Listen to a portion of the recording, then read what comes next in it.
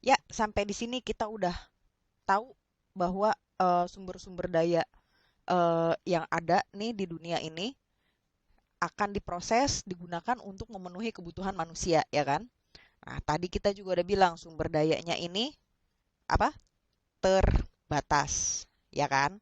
Kalau kebutuhan manusianya ini tidak terbatas, ya kan? Nah, gimana nih untuk mastiin bahwa kebutuhan manusia bisa terpenuhi padahal sumber-sumber dayanya terbatas? Disinilah kita punya masalah nih. Masalahnya namanya kelangkaan. Ini masalah utama dalam ekonomi nih. Karena sumber dayanya langka, terbatas, sedangkan kebutuhan manusia tidak terbatas, maka manusia jadinya harus gimana nih? Harus memilih ya, harus menentukan pilihan. Lu pernah ngerasain gak sih? Misalkan nih ya, lu punya uang jajan. Uang jajan lu sisa cuma tinggal 30.000. Nah sekarang pilihannya, lu mau makan atau lu mau nabung supaya besok ini bisa pergi nonton bareng sama teman-teman lo. Karena nggak bisa nih dua-duanya. Karena sumber daya lo saat ini terbatas. Gitu kan ya. Jadi lu mesti milih. Lu mau makan atau mau nonton. Nah, ini nentuin pilihannya gimana nih? Pasti setiap orang punya yang namanya skala prioritas. Gitu. Buat lo lebih penting makan atau lebih penting nonton? Ini nggak ada yang benar, nggak ada yang salah sih. Namanya juga pilihan lo ya.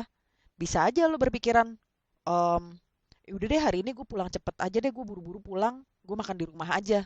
Supaya besok gue bisa pergi nonton nih, uangnya gue tabung aja.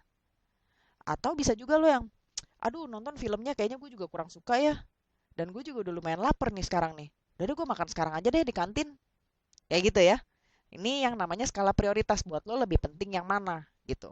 Nah, skala prioritas lo itulah yang nantinya akan menentukan pilihan lo jadinya maunya gimana gitu.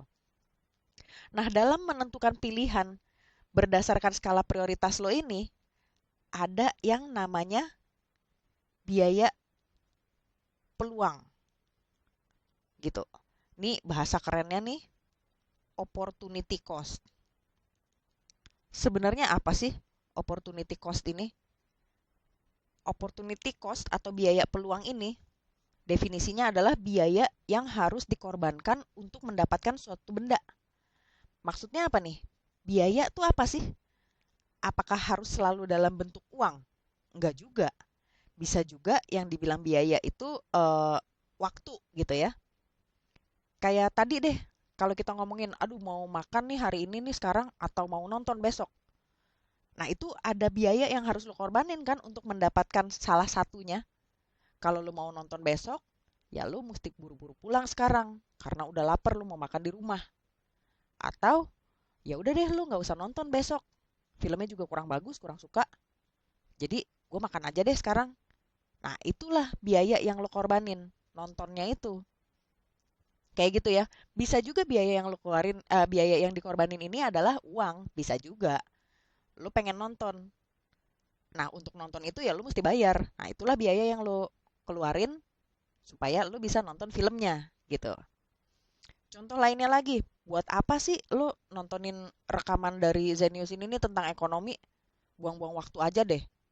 Ya enggak juga sih, karena kan lo memang perlu belajar tentang ekonomi kan di kelas, di sekolah juga nanti akan ada ujian-ujiannya, akan ada tugas-tugas. Aduh, gue kurang gitu ngerti nih tentang ekonomi. Ya udah deh, nggak apa-apa gue korbanin waktu main gue untuk gue nontonin video ini.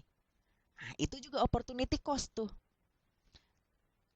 Nah, sikap manusia ini yang mereka menentukan pilihan berdasarkan skala prioritas dengan mengeluarkan biaya peluang, itu semuanya jadi satu dalam sebuah motif yang namanya motif ekonomi. Definisinya apaan sih nih motif ekonomi?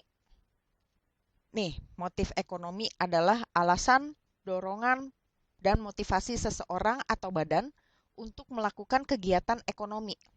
Kegiatan ekonomi ini apa nih?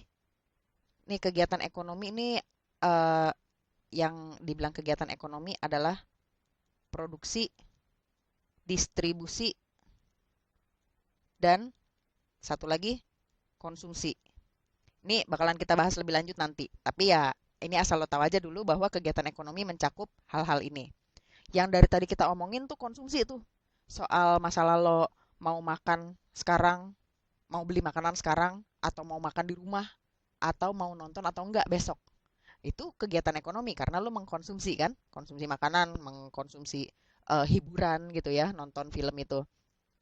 Nah, inilah semua ini tercakup dalam motif ekonomi.